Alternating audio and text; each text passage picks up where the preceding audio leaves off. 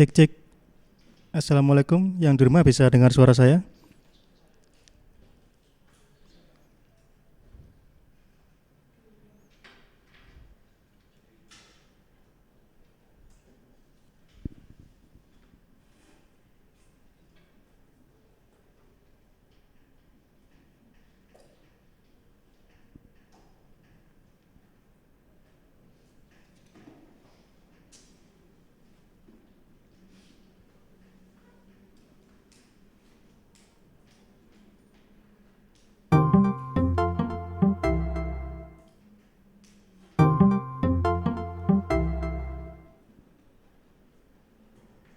Bunyi. Udah biar aja.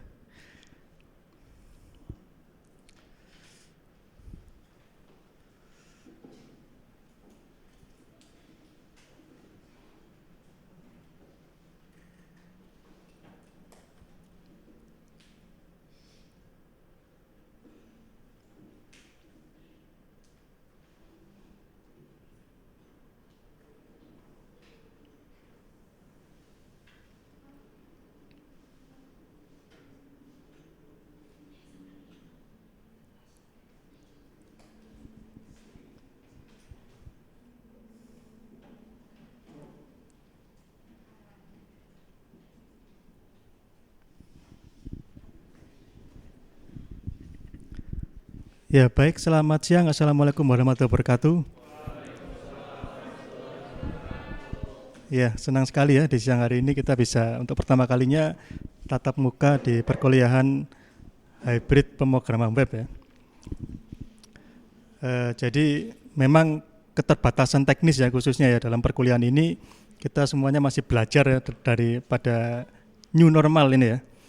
Jadi mungkin kegiatan ini mungkin tidak akan berhenti saat COVID-nya selesai. Nanti mungkin setelah COVID-nya berlalu, model-model pembelajaran yang baru itu mungkin akan terus muncul ya. Jadi ini baru awal aja. Ya, jadi untuk pertemuan ini kita hanya bahas materi yang saudara sudah tidak asing ya. Saudara sudah melakukannya di praktikum kemarin ya. Di praktikum sudah membahas tentang cookie dan session. Nah, di sini kita sedikit saja bahas alasan dibalik itu ya, teorinya dari aspek teorinya. Jadi kita mulai saja langsung ya materinya. Jadi untuk hari ini kita akan mempelajari tentang definisi state, kemudian bagaimana menerapkan state dengan cookie dan session dan sistem login sederhana ya.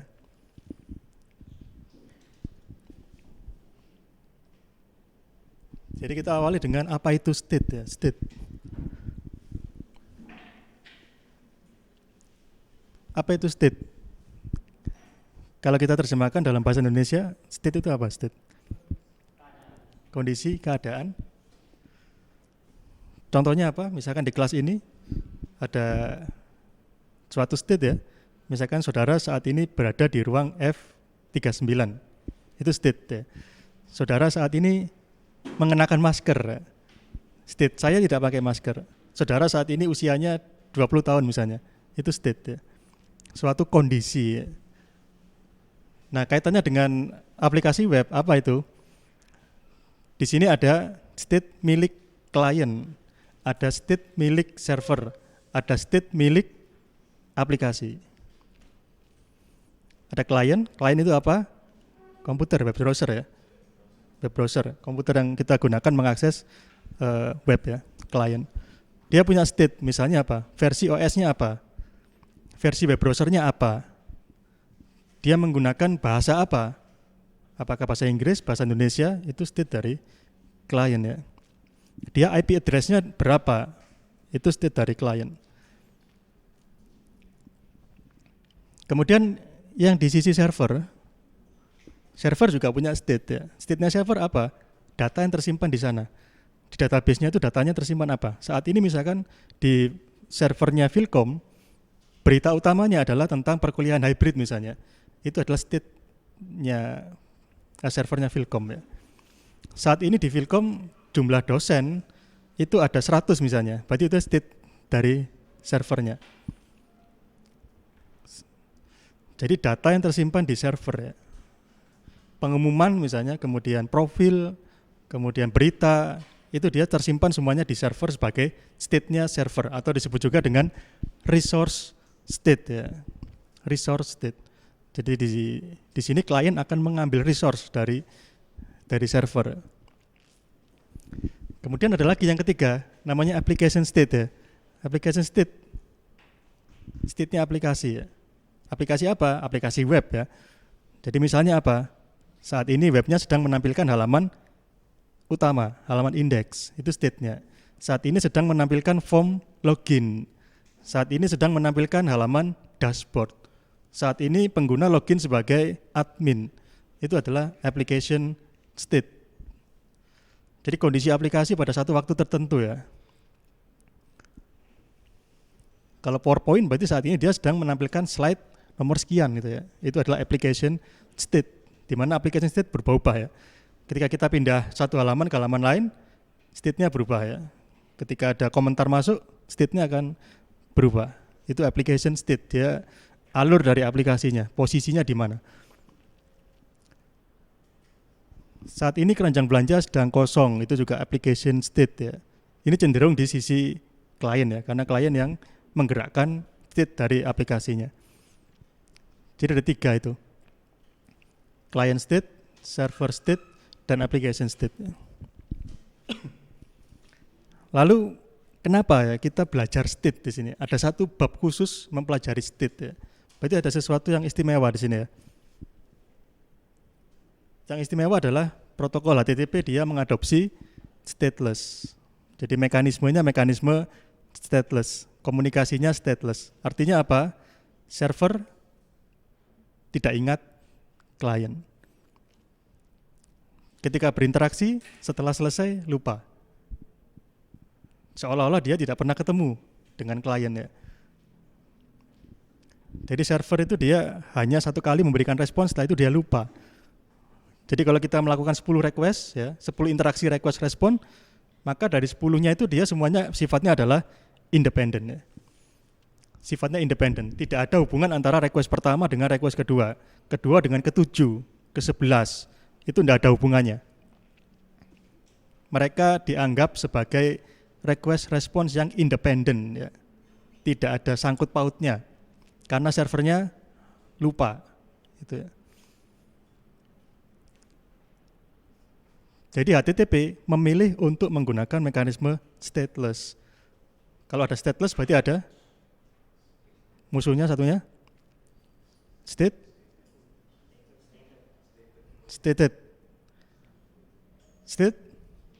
full ya. Ada stateless, ada stateful ya. Kalau stateful kebalikannya dia, ingat ya. Jadi kalau dengan stateful ingat.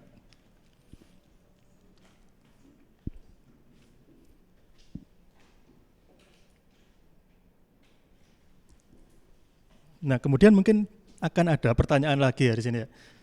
Kenapa HTTP memilih menggunakan stateless? Kenapa dia tidak menggunakan stateful? Kenapa server harus lupa? Kenapa server nggak boleh ingat gitu?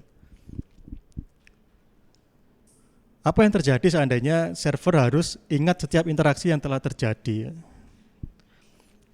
Jadi mungkin sebelum kita bahas ini saya ingin sedikit menganalogikan ya. Jadi di sini ada dosen, ada mahasiswa ya. Saya enggak tahu namanya saudara satu persatu ini enggak tahu ya. Tapi kalau saya lihat di Google Meet ya,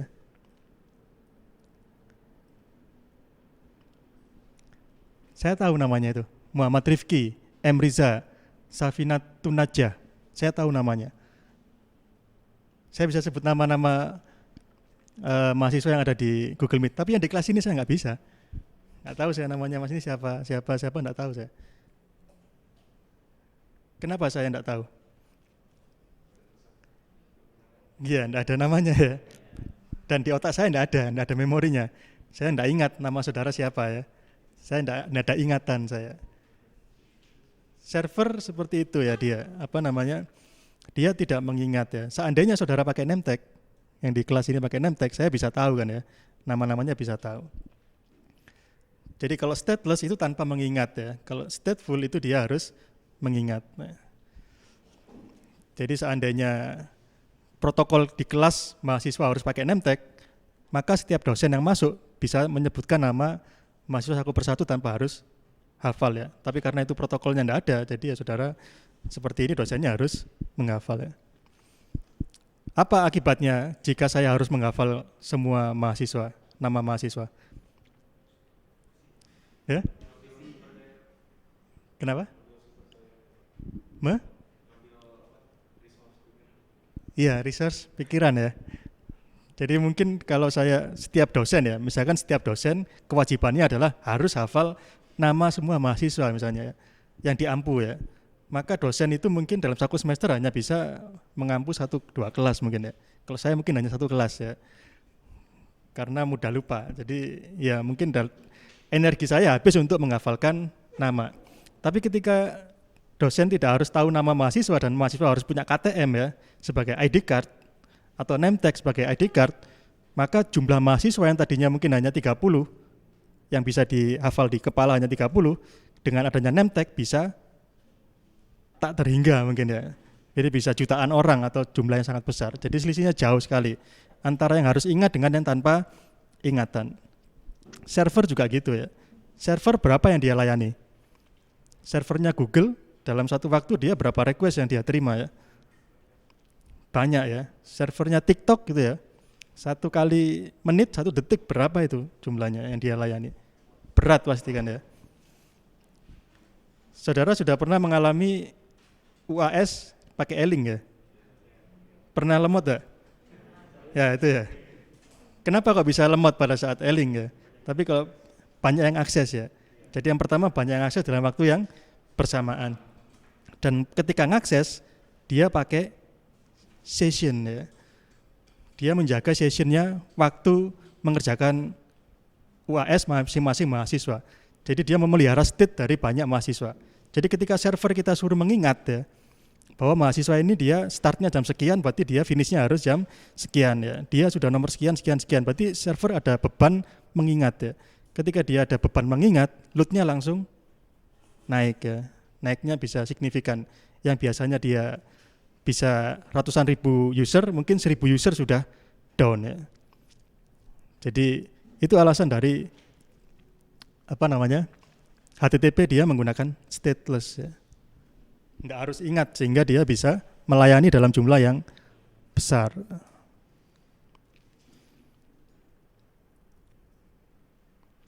Jadi yang pertama alasannya adalah skalabilitas tinggi ya.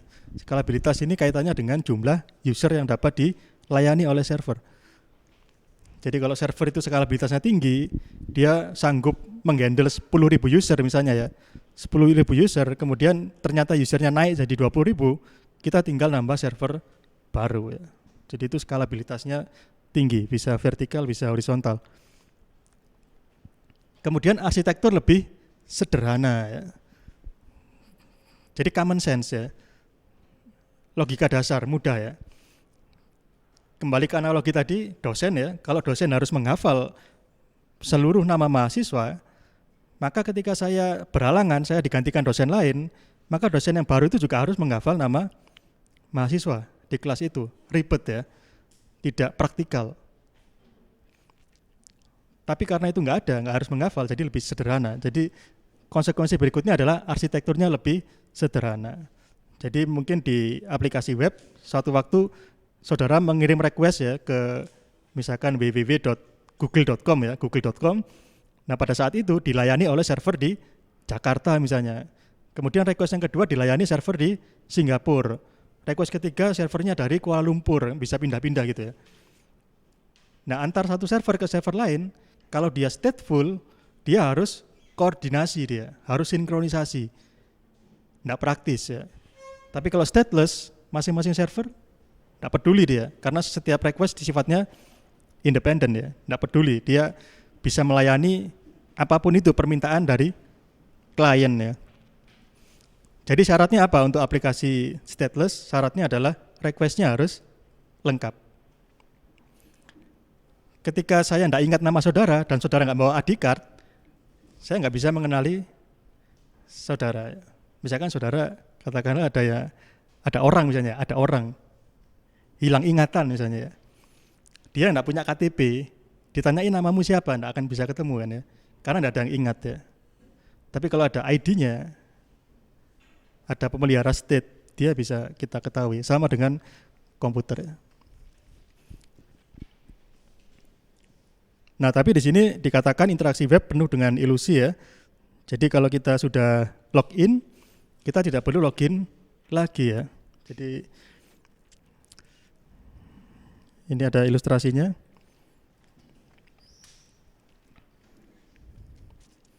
Misalkan di sini saya mengakses Philcom Apps ya.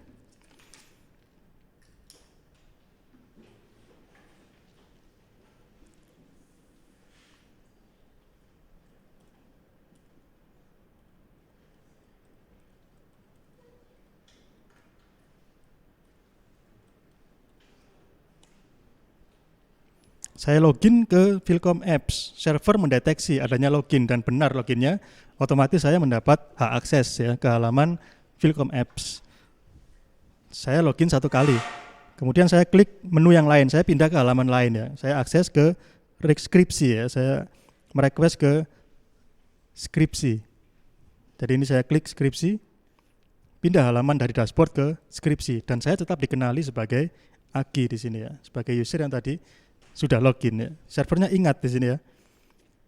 Topik skripsi, ingat servernya nggak lupa. Padahal tadi katanya servernya nggak ada ingatan kan ya. Tapi ternyata kok bisa ingat. Berarti ada sesuatu di balik layar ya. Jadi rahasianya ya session dan cookies ya. Session dan cookies itu yang bikin dia seolah-olah ingat. Jadi setiap kali saya mengakses Philcom Apps ketika sudah login, maka saya akan membawa cookie. Jadi Google Chrome-nya di sini dia akan mengirim cookie. Jadi kalau kita ulang lagi ya, kita sign out ya.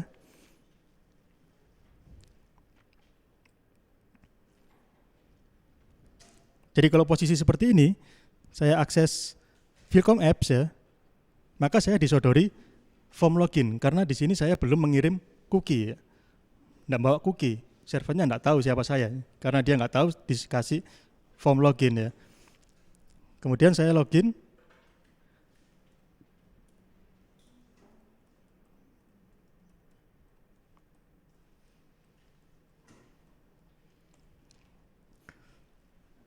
Nah, setelah login, server memerintahkan saya untuk membuat cookie dan cookie-nya harus dikembalikan lagi ke server ya.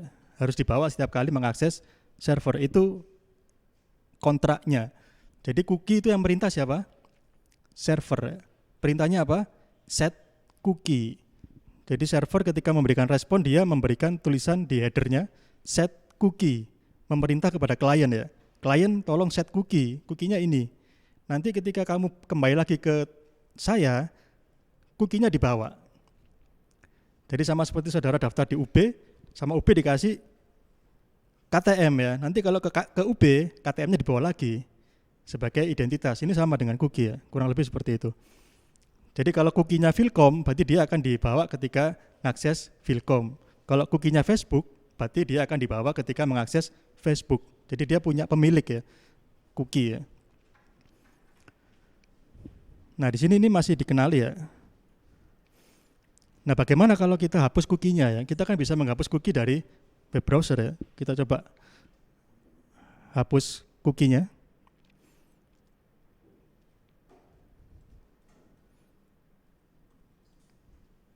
Jadi cookies itu bisa kita hapus dari ini ya, clear browsing data. Kita hapus cookiesnya di sini ya. Kan cookies kan tersimpan di file system ya. Jadi kita hapus saja nih cookiesnya. Sudah hapus, sudah hilang cookiesnya. Kemudian ini kita coba akses sekarang halaman skripsi misalnya. Nggak kedetek ya. Karena kita ngirim request tanpa adanya cookie, cookie-nya dihapus, servernya nggak ingat ya. Tidak punya ingatan, itu stateless ya. Jadi kita ketika request harus lengkap. Ya, kalau stateless intinya setiap request harus lengkap. Kalau tidak lengkap, server akan gagal memberikan layanan. Jadi ini dia gagal. Tadi kita ngekliknya skripsi, munculnya login ya. Tidak sesuai harapan kita ya. Jadi servernya yang gagal. Karena kita apa? Karena kesalahan kita sendiri. Kita datang tanpa membawa cookie.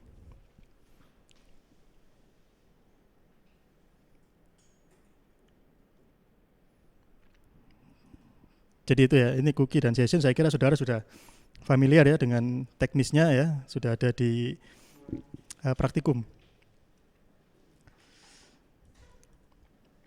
Kalau cookie dan session bedanya apa? Kalau cookie disimpan di klien ya, kalau session disimpan di server ya. Kalau cookie ukurannya kecil ya, kalau session ukurannya besar ya, jadi berlawanan ya. Kenapa cookie berukuran kecil gitu? Alasannya apa? Cookie kok harus dibatasi? Ukurannya 4 kilobyte ya. Apa alasannya? Tidak memakan resource klien ya. Bisa dispesifikkan resource untuk apa mungkin Mas? Ya, RAM. Kalau RAM kayaknya tidak berkaitan ya. Request ya. Karena cookie itu kan dikirim setiap kali request ya. Selalu dibawa setiap request. Kalau ukurannya besar ya tidak praktis ya. Bisa membebani jaringan jadi lemot ya. Sama dengan name tag. Kalau ini ukurannya sebesar papan tulis ini ya berat ya. Tapi kelebihannya dari jauh sudah kelihatan namanya. Ya gitu. Jadi itu ada alasannya kenapa kok cookie kecil tapi kalau session dia bisa besar. Jadi ada di e-link ya, saudara bisa kalau mau penasaran mau lihat bisa baca di e-link kode programnya. Jadi kalau session dia menggunakan session start ya, kemudian kalau dihapus menggunakan session destroy ya. Kalau session startnya tidak dipanggil, apa yang terjadi? Tidak bisa ya. Yang tidak bisa yang mana? Iya, sessionnya variabel apa? $_session itu ya. Super global array-nya tidak bisa diakses ya. Jadi defaultnya $_session itu defaultnya off ya. Karena dia itu session itu pekerjaan yang membebani ya. Jadi kalau kita tidak panggil eksplisit, maka itu akan di-disable itu. Super global array-nya itu akan di-disable. Jadi dia hanya akan enable ketika kita memanggil secara eksplisit. Beda dengan cookie ya, $_cookie, $_post, $_get, itu kan langsung kita pakai ya. Tapi session enggak, harus kita aktifkan dulu karena dia beban gitu ya. Kalau cookie menghapusnya gimana caranya kalau dari server? Kalau dari klien kan kita bisa hapus dari web browser ya, kita clear data. Tapi kalau server bagaimana? Dihanguskan, iya, dihanguskan ya. Dibuat dia kadaluarsa. Jadi dia disuruh ngeset active time-nya dia di waktu yang lampau ya. Dia nanti akan dihapus oleh browser. Ya, jadi mungkin itu ada pertanyaan.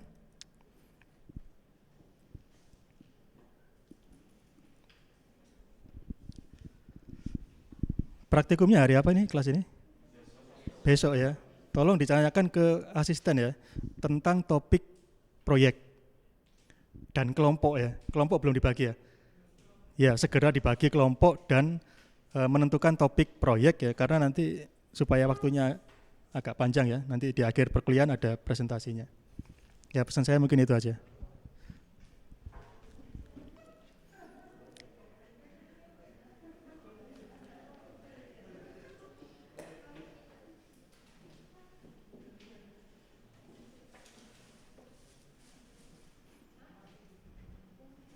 Yang di rumah gimana di rumah? Dan ditanyakan mungkin di chat aja.